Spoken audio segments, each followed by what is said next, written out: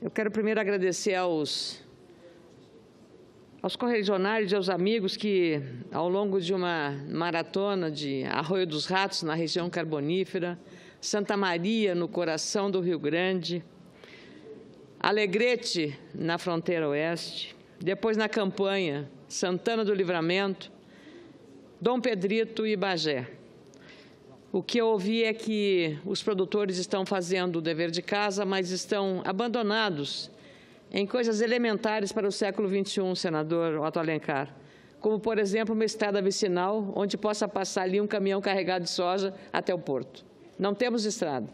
E o que acontece na divisa entre Dom Pedrito e Livramento, por exemplo, dito por um produtor, é que o atoleiro é tão grande que parece aquela situação de uma estrada na Amazônia, em que correntões de aço são necessários para puxar um caminhão carregado de soja ou um ônibus com seus passageiros. Então, nós estamos no século XXI, mas não são só as estradas reais, também as estradas virtuais. A falta de comunicação por via de internet ou pelas vias de comunicação, de telecomunicações, também não existem em algumas regiões muito próximas das áreas urbanas. E como fica o produtor rural, que como se não estivesse também desassistido nessa questão da infraestrutura, também padece da insegurança, porque hoje aumentou muito o roubo nas pequenas, médias e grandes propriedades.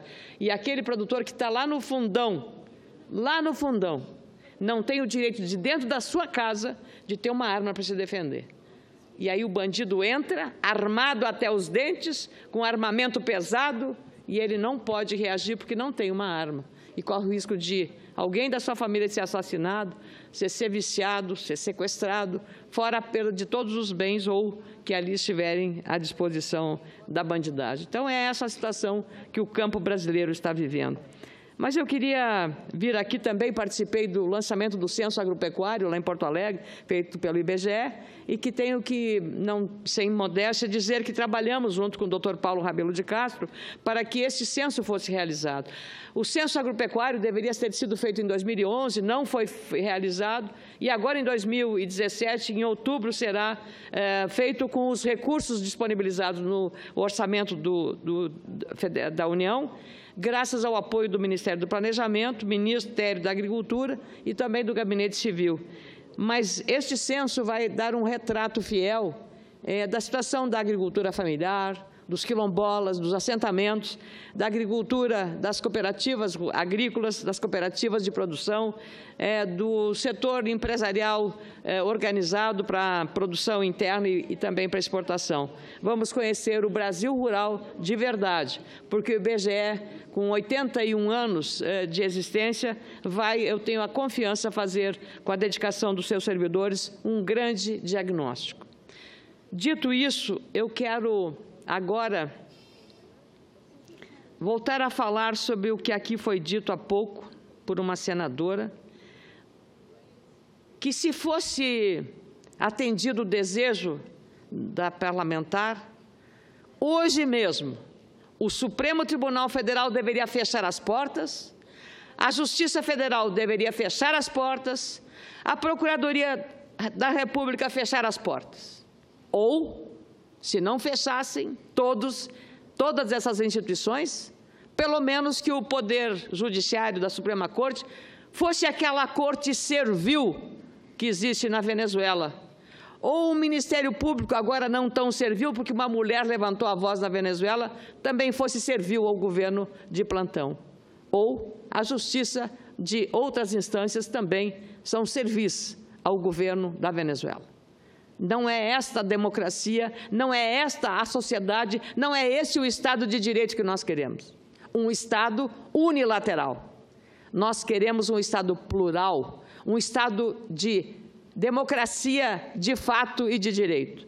Temos gravíssimos problemas, a crise política, a crise moral, a crise ética, vários parlamentares, várias autoridades do Poder Executivo, do Poder Judiciário, do Ministério Público, também têm que pagar a conta. Mas não se pode vir aqui na tribuna querer dizer e desafiar o Poder Judiciário às decisões que a Justiça toma. porque nós aprovamos uma lei de abuso de autoridade que estávamos ali dizendo que o juiz não pode ser condenado pela interpretação, pela chamada hermenêutica do que está escrito na lei, para julgar e condenar, ou para julgar e absolver qualquer cidadão brasileiro. E todos são iguais perante a lei. Aqui foi dito também que nós devemos pedir desculpas. Não, eu votei pelo impeachment, não peço desculpas e não pedirei desculpas, porque votei com a consciência de estar cumprindo com o meu dever dentro do regimento, dentro da regra constitucional. É bom que se diga isso. Não votei para tirar Dilma e botar o Temer, votei pelos erros cometidos. E aqui vou apenas refrescar a memória de quem esqueceu dessas coisas. Em 2014, para assegurar a reeleição, no meu estado do Rio Grande do Sul, foram ativados um polo naval que agora está abandonado, com milhares de trabalhadores à deriva, apenas para fazer analogia ao polo naval. 3 obras foram prometidas e iniciadas em pleno período eleitoral. Duplicação da BR-290, entre Eldorado do Sul e Pantano Grande, uma zona crucial para o escoamento da produção. A duplicação da BR-116, entre Guaíba e Pelotas, crucial para o escoamento e para as cargas irem para o porto, ir e vir do porto de Rio Grande, Porto Marítimo de Rio Grande.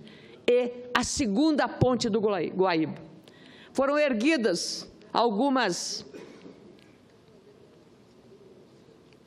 obras e nenhuma delas foi concluída. Todas as 3 obras, a duplicação das 2 rodovias federais e a segunda ponte, todas estão paradas. E o pior é que, no caso da 116, várias mortes estão ocorrendo por conta das obras inconclusas, máquinas na pista gerando uma insegurança, morrendo muita gente por conta da irresponsabilidade. Há motivo suficiente, sim, para não haver arrependimento. E também esse governo que está em frangalhos, do ponto de vista da sua credibilidade, precisa responder, como ex-presidente da República, como ex-presidente, perante a justiça. Nós estamos num Estado democrático de direito, perante a justiça, e não adianta reclamar, se considerar inocente. Por que apenas o Deltan Dallagnol é citado aqui como o procurador que faz palestras? Pelo menos este jovem procurador, ele cobra as palestras e a maior parte do dinheiro que arrecada distribui a instituições de caridade. As outras palestras de um ex-presidente da República, de um líder partidário, o dinheiro recebido de palestras que nenhuma imagem do YouTube ou do Facebook registra essas palestras. Elas tinham o interesse de fazer lobby para determinados grupos empresariais, muitos dos quais, dos seus dirigentes, estão ainda presos, encarcerados, porque estão envolvidos na Operação Lava Jato. Se dependesse da vontade de alguns líderes do partido que deixou o governo, o juiz Sérgio Moro não existiria, a Procuradoria da República não existiria, e muito menos os juízes do Supremo Tribunal Federal que tiverem a ousadia de condenar ou confirmar alguma sentença condenatória do ex-presidente Luiz Inácio Lula da Silva, como se ele fosse um deus, fosse um ídolo inatacável, uma figura imortal, inatacável, que ninguém pode tocar, falar ou dizer alguma coisa. E mais grave ainda, incitar a população brasileira, porque se o ex-presidente Lula for condenado, nós iremos à rua para fazer uma guerra civil no país. Foi só isso que fizeram, que disseram. Espero que seja isso apenas uma questão de retórica ou fanfarronice de quem não quer reconhecer a realidade. A população brasileira, a sociedade brasileira, está surpreendentemente reagindo a essas manifestações de desafio ao Poder Judiciário, porque nós não gostamos de uma decisão, de uma sentença judicial, nós vamos nos rebelar contra a decisão judicial. Temos as instâncias superiores, se for numa instância inferior, ir à instância superior, à segunda, à terceira, à última instância, para recorrer à justiça. É simples assim. Agora, fazer o que estão fazendo, tripudiando sobre o judiciário, tripudiando sobre o juiz Sérgio Moro, como se ele não estivesse cumprindo com o seu dever, convenhamos que é abusar da inteligência da sociedade brasileira, ou pelo menos daquelas pessoas que, de bom senso e de alguma racionalidade, estão pensando no Brasil, que Brasil nós estamos vivendo. Senadora Amélia. De que Brasil nós estamos vivendo. Eu, com muita honra, dou a parte ao senador Otto Alencar. Senadora Ana Amélia, eu ouço com atenção o pronunciamento de Vossa Excelência. Eu quero, aqui, ao longo da minha longa vida pública e de ter administrado todos os órgãos do meu Estado, secretário 3 vezes, presidente da Assembleia, líder de oposição de governo, vice-governador e governador, render uma homenagem ao órgão que mais me ajudou na minha carreira política a chegar até aqui, sem responder a nenhum inquérito, sem ser processado, sem ser denunciado nem pelo Ministério Público Federal, nem estadual. Sabe por quê? Porque todas as vezes que eu tinha dúvida a respeito da composição do edital de licitação, da homologação de uma licitação, eu tinha dúvida, eu consultava o fiscal da lei, que é o Ministério Público. Eu devo muito ao Ministério Público estadual do meu Estado e federal, e, por isso, graças a Deus, chego aqui sem nenhum problema para responder com a Justiça. Fui muito cuidado, às vezes até paguei preço por isso, porque, sendo secretário, em alguma oportunidade ou outra, eu fui chamado a atenção pelo governador para que apressasse uma licitação de uma obra. Me lembro de uma maternidade, ainda secretário de Saúde, lá na Bahia, nos anos 90, para fazer logo a maternidade, e eu não tinha convicção da licitação, do edital de licitação, consultei e fiz corretamente e, felizmente, portanto, eu louvo a iniciativa dos procuradores que hoje estão à frente da Lava Jato, do Rodrigo Janot, do Dallagnol, todos eles estão fazendo apenas cumprindo aquilo que está na lei, para apurar as irregularidades que acontecem no Brasil e para punir, e eu espero que o Poder Judiciário possa punir. Para quê? Para servir de lição, porque o Brasil não suporta mais, em 27 anos, 28 anos de democracia, já está no 3º presidente da República com problemas com a justiça. Não é que vai ser julgado, vai ser condenado ou não. Eu até votei contra o impeachment porque não existia crime de responsabilidade e um juiz julga o que está nos autos, e nos autos do processo contra a presidente Dilma não tinha crime de responsabilidade. O que aconteceu, na verdade, foram erros administrativos, políticos, talvez até leniência com atos irregulares de assessores que, ao contrário de estar a servir a República, podia estar em outro local, numa posição de mais resguardo para não criar dificuldade. Portanto, eu sou daqueles que gostam das coisas corretas e certas.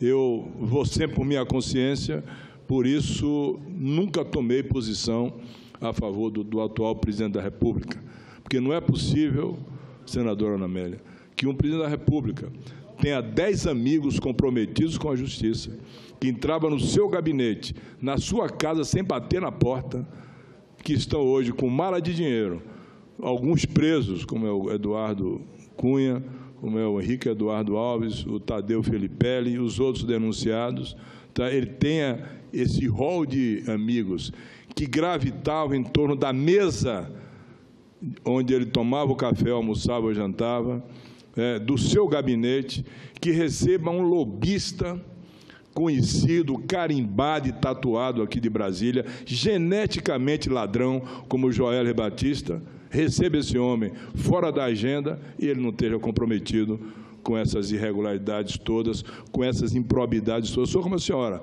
com a Vossa Excelência, aliás, que é o certo. Eu quero o certo para o Brasil. Eu acho que a punição tem que vir para que o novo presidente da República, que venha nas eleições de 2018, até agora, porque o certo seria o presidente ter um mínimo de patriotismo, de brasilidade e chamar as eleições gerais agora. Mas não tem, está completamente desprovido disso. Foi erro também lá atrás da presidente Dilma. no momento que ela perdeu a maioria na Câmara e no Senado, deveria também ter a grandeza de chamar eleições diretas naquela época, e nós estaríamos numa situação bem melhor. Certamente não estaria com o presidente aí de plantão, se explicando todos os dias dos seus erros. Agora mesmo, eu assisti à declaração do presidente, patética. Começou chamando o Joerler de grampeador e terminou chamando de cidadão. Enfim, perdeu totalmente o controle, até da linguagem, como perdeu lá na Noruega e na Rússia. Certo? Nem se acertar falar o que tem que falar, está trocando o russo para o soviético, trocando a Suécia pela Noruega, ou seja, totalmente despreparado para governar um país da grandeza do Brasil e da grandeza do povo brasileiro. Sinceramente, eu fico muito triste com isso, porque eu esperava do meu país alguém que pudesse ter honra, dignidade, capacidade laborativa e administrativa para tocar o Brasil, e a riqueza do Brasil como a riqueza do Estado do Rio Grande do Sul, que eu admiro muito os gaúchos, todos os meus amigos gaúchos, né? Eu conheço bem o Rio Grande do Sul, uma admiração muito grande para que os estados todos tivessem uma situação. Portanto, eu concordo com Vossa Excelência no seu pronunciamento. Espero que as coisas possam fluir e aquele que errou, seja ele quem for, possa pagar na justiça, de forma dentro da lei e pela lei, porque fora da lei, como dizia meu conterrâneo Rui Barbosa, não há salvação. Eu queria que a parte, senador Otto, que enriquece, que melhora, que aperfeiçoa, que corrige algumas das minhas ponderações aqui nesse momento. E quero aplaudir a manifestação de Vossa Excelência. Eu fui, talvez, uma das primeiras vozes, quando eclodiu a denúncia contra o presidente, a sugerir que ele tinha um grande caminho, a renúncia. Um ato de generosidade para que o desfecho dessa crise fosse apressado. O Brasil tem pressa, os 14 milhões de desempregados têm pressa. E eu quero, sobretudo, sublinhar essa manifestação de Vossa Excelência em defesa do Ministério Público e da atuação dos procuradores. Não por ser viúva de um procurador de justiça do Rio Grande do Sul, que me faz muita falta hoje, até pelo meu despreparo na ciência jurídica, que poderia me ajudar muito nesses momentos de crise. Mas quero lhe dizer também que sugeri a renúncia do presidente e as condições políticas são muito, muito complicadas para o presidente atual. São tão graves quanto as outras denúncias de outras autoridades da ex-presidente, do ex-presidente da República. E a justiça tem que ser igual para todos. Pau que bate em Chico, bate em Francisco. Vossa Excelência também entende desta forma. Então, não podemos tergiversar. Uns bandidos podem, outros não podem. Todos têm que ser julgados com a mesma régua moral, que é o que eu faço aqui, costumo fazer nessa tribuna, porque na minha atividade, hoje eu presido o senador Otto Alencar, e fico feliz de ouvir de Vossa Excelência, quando foi secretário de Estado, fazia essa consulta. Eu presido a Fundação Milton Campos, que é a fundação do braço chamado Braço Institucional do Partido Progressista. E eu tenho dúvidas sobre assinar contratos, porque não quero, com a presidência da Fundação, sujar a minha ficha pessoal, o meu currículo, com algum erro que faça por desconhecimento. Então, quando eu tenho dúvidas sobre um contrato, sobre algum programa que a Fundação vai desenvolver, eu vou e peço à executiva da Fundação, Ellen Conrad, que vá à Procuradoria, vá ao Ministério Público, que agora está subordinado à Justiça Eleitoral, ao TSE, ao procurador, para saber se aquilo pode ou não pode. Se está, porque é uma dúvida que suscita do próprio termo legal da função e das competências de uma fundação partidária. Eu faço isso também, porque eu não quero errar, senador, assim como o senhor também não quis errar e não errou. Portanto, nós temos que preservar essas instituições, porque elas são o pilar da democracia. Que democracia nós queremos? Que justiça nós queremos? Que só seja benéfica para nós? Que só nos inocente? Que justiça é essa? Então, eu queria aqui dizer que, nesse aspecto, nós temos que tratar as coisas como elas são e não adianta tentar intimidar a sociedade, chamar a sociedade a uma manifestação, porque o partido não aceitará uma condenação do ex-presidente Lula no caso do triplex. Mas como Desafiar a justiça? Não cumprir uma sentença judicial? É isso que querem? É isso que querem? Este país, Brasil, não é a Venezuela. Decididamente não é a Venezuela e não é desta forma que nós vamos sair dessa crise grave que nós estamos vivendo. Pelo menos é o que eu penso, meu caro senador Paulo Rocha, que está presidindo essa sessão neste momento. Muito obrigada.